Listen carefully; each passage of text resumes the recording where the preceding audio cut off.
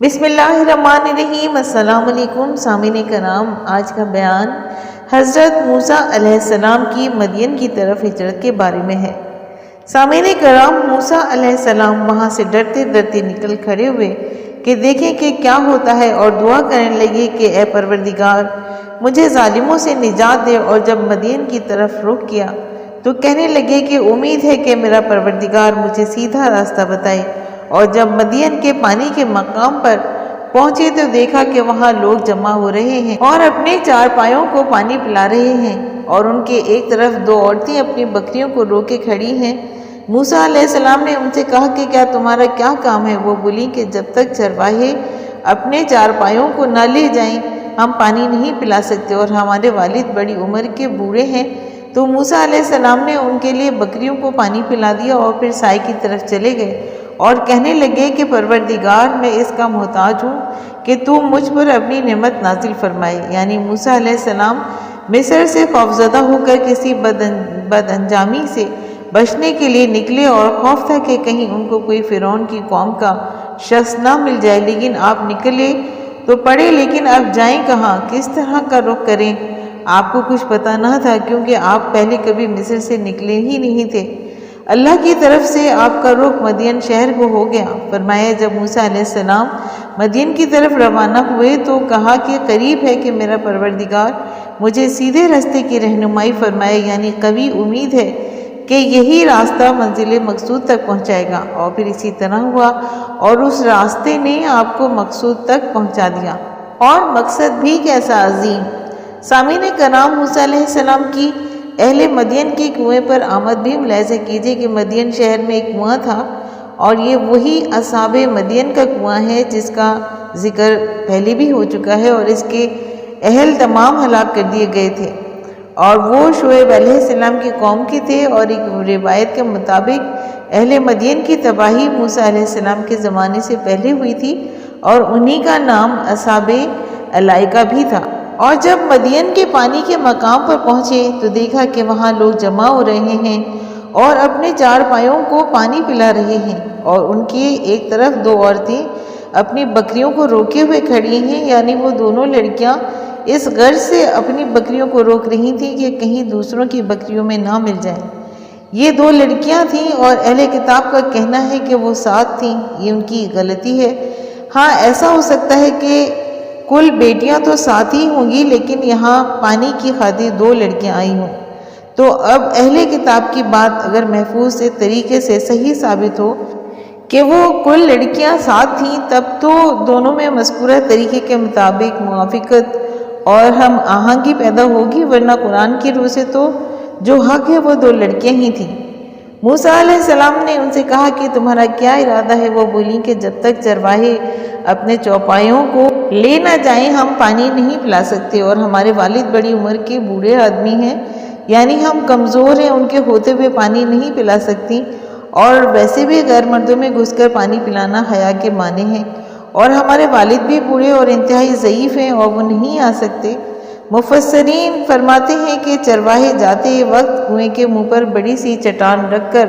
اس کا منہ بند کر دیتے تھے، اور یہ دونوں لڑکیاں آخر میں بچا کچا پانی اپنے جانوروں کو پلایا کرتی تھیں۔ جب یہ روز آیا کرتی تھی تو حضرت موسیٰ علیہ السلام نے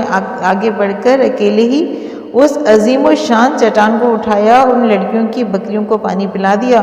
اور پھر پتھر جیسے تھا ویسے ہی رکھ دیا۔ امیر المومنین حضرت عمر رضی اللہ تعالیٰ عنہ فرماتے ہیں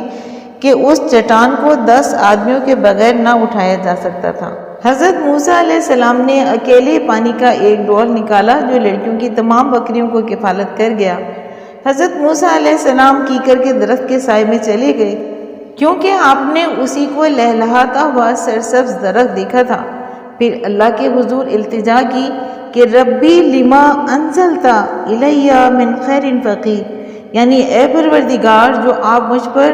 خیر بھیجیں گے اسی کا میں محتاج ہوں۔ اور اس کی تفسیر میں حضرت ابن عباس رضی اللہ تعالیٰ عنہ فرماتے ہیں کہ آپ مصر سے مدین پہنچے تھے،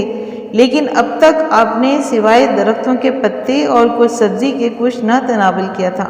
اور دشوار گزار راستے کی وجہ سے آپ کے جوتے بھی کہیں گر گئے تھے، اور آپ برہنہ پیر تھے، اور تو ان حالت میں آپ بے کسی کے ساتھ درخت میں تشریف فرما ہو گئے، جبکہ آپ اس وقت اللہ کی مخلوق میں اللہ کے سب سے خالص اور قریبی دوست تھے، لیکن آپ کا شکم مبارک پشت سے بھوک کی وجہ سے مل گیا تھا۔ اور عطا بن الصائب کہتے ہیں کہ آپ کی دعا کی پروردگار میں آپ کی طرف بھیجی ہوئی خیر کا محتاج ہوں، اور آپ نے لڑکیوں کو سنائی تھی جس پر یہ رد عمل ظاہر ہوا۔ سامعین کرام، حضرت موسیٰ علیہ السلام کے لیے ایک محفوظ مقام اور ٹھکانے کے بارے میں ملاحظہ کیجیے کہ تھوڑی دیر کے بعد ان میں سے ایک عورت جو شرماتی ہوئی موسیٰ علیہ السلام کے پاس آئی اور کہنے لگی کہ تم کو میرے والد صاحب بلاتے ہیں کہ تم نے جو ہمارے لیے پانی پلایا تھا تو اسی کی تم کو اجرت دیں گے۔ جب وہ ان کے پاس آئے اور ان سے اپنا ماجرا بیان کیا تو انہوں نے کہا کہ کچھ خوف نہ کرو، تم ظالم لوگوں سے بچ آئے ہو۔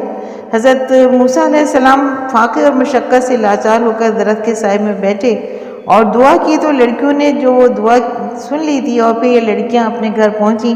تو ان کے والد ماجد کو حیرت ہوئی کہ آج اتنی جلدی یہ کیسے آ گئی ہیں۔ تب انہوں نے حضرت موسیٰ علیہ السلام کا واقعہ بیان کیا، اور حضرت شعیب علیہ السلام نے ایک لڑکی کو حکم دیا کہ وہ اس کو بلا لائے، تو وہ شرم کے ساتھ چلتی ہوئی موسیٰ علیہ السلام کے پاس آئیں اور کہا کہ میرے والد آپ کو بلاتے ہیں تاکہ آپ کے ہمارے جانوروں کو پانی پلانے کی اجرت دے دیں۔ اور لڑکی نے یہ صلاحیت پہلے ہی سے